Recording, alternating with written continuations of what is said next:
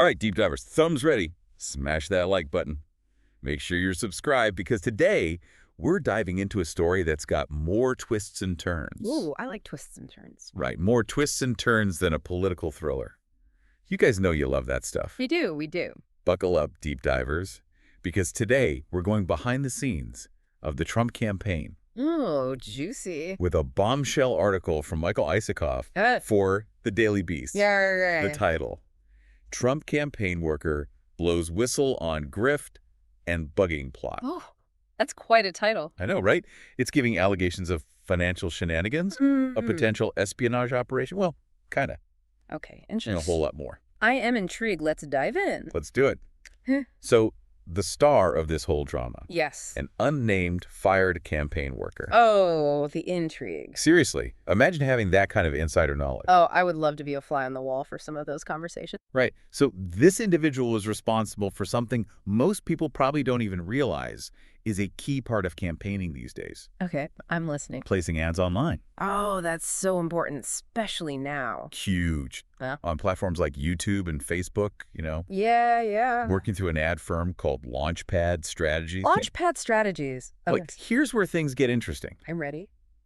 After being let go fired, basically, Oh. she sends an email alleging grift and greed within the campaign. Whoa, hold on. Grift and greed. Yeah, and she specifically points fingers at top leaders, LaCivita and Susie Wiles. Big names. Big names. And what about this timing? You mentioned it was right after the Daily Beast published that expose on LaCivita's earnings. Oh yeah, it gets even juicier, the timing of her dismissal. Just 3 days after that article came out. No way, really. Talk about adding fuel to the fire. Wow. So let's unpack these grift and greed allegations a little bit. Okay, let's get into it. Our whistleblower claims LaCivita and Wiles were funneling millions of campaign dollars to outside firms for ad placement. Instead of using Launchpad. Instead of Launchpad. We're talking Strategic Media Services and Zeta Global. Interesting. And get this, the whistleblower, who, by the way, knows her stuff when it comes to this, Right. she suggests that these outside firms were charging way more. Like, how much more are we talking? Potentially millions more. For the same services. Essentially the same services as Launchpad, yeah. So you have to wonder why. Right. Why go with the pricier option? Makes you think, doesn't it? It really does. It makes you think about where that money is going. So where the word grift comes in. Grift, yeah. It suggests someone might be, shall we say, benefiting from those inflated fees. Yeah, profiting, right. Now, to be fair, the whistleblower doesn't directly accuse LaCivita and Wiles of pocketing the extra cash. Okay. But the implication's there, you know? Definitely there. Raises eyebrows for sure. Oh, yeah. Big red flags. But wait, there's more. This is where it gets really intriguing. Okay, lay on me. The CEO of Zeta Global, one of those outside firms, remember? Right. His name is David Steinberg. Oh, okay. And guess what? What? He's a major Democratic donor. No way. Seriously. He's even contributed to Kamala Harris's campaign. Wow, that's a twist. A company led by a prominent Democrat raking in millions from the Trump campaign. You can't make this stuff up. It really makes you wonder what's going on behind the scenes. Right. Is this some kind of strategic play by the Democrats? Or just a savvy businessman seeing a chance to cash in? Regardless, it adds a whole other layer to this story. It really does. Makes you think, doesn't it? But before we get lost in the financial weeds here, Right. let's move on to the other juicy part of the story. Oh, okay. Which part? The alleged bugging plot. This is where things get really wild. Okay, I'm all ears. This is where we go from money to something out of a spy movie, right? It's like the whistleblower says that campaign employees thought leadership was bugging a conference room. No way, though. That headquarters. Like, they thought their bosses were listening in. Can you imagine going to work every day wondering if you're being recorded? It's a bit creepy, right? It's like straight out of a thriller or something. But it also says a lot about the campaign, doesn't it? Oh, totally. Like, how much did they not trust each other? Exactly. What were they so worried about people saying? The article even talks about Sean Dolman. Okay, who's that? He was the campaign's chief financial officer. Okay. Yeah. He was so paranoid about being bugged that he would search the room. Really? And, like, scuff napkins into any gaps he could find, trying to block the listening devices. Wow, that's commitment. Right.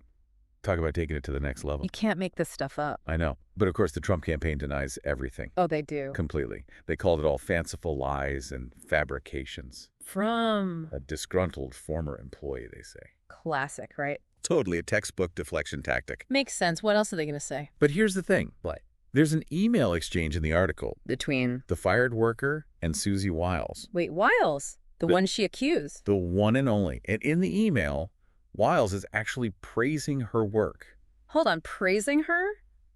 But they said she was unreliable. Exactly. It's a huge contradiction. Wow.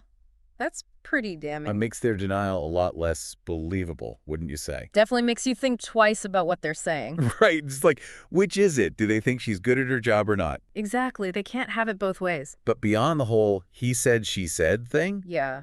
this situation brings up some bigger questions, don't you think? Like what? About transparency in campaigns, how they handle money. It's a big deal. Huge. We're talking about tons of money. And the public should know if it's being used right.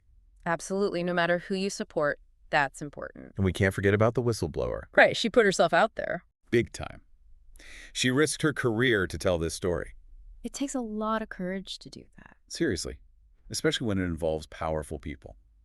So, what do you think is the biggest takeaway here? For me, it's that we can't just take things at face value. We got to dig deeper, right? Exactly. There's always more to the story than what we see at first. There's always more beneath the surface, right? Always. It's like, remember that bugging thing? Oh, yeah, with the napkins? Yeah, at first it's kind of funny, right? Totally. Like, who does that? But it's also kind of scary. Oh, yeah, for sure. Because it shows how paranoid they all were. Like, they didn't even trust each other. It makes you wonder what else was going on. And all that pressure, right? Yeah, all that stress. It probably led to some bad decisions. You know, when you're in that kind of environment, And especially in politics. the stakes are so high. Seriously, it's not just about winning. It's about people's lives, the whole country. And when things get messed up, like with money or trust, It hurts everyone, the whole system. makes you think about what we can do, you know? As voters, as citizens. Yeah, to make sure things are more transparent. To hold people accountable. So, deep divers, last thought for you. Oh, okay. I'm listening. How can we make politics better? More honest? Good question. Hit that like button, subscribe. Let's discuss in the comments. Always love a good discussion. Until next time, stay curious, deep divers.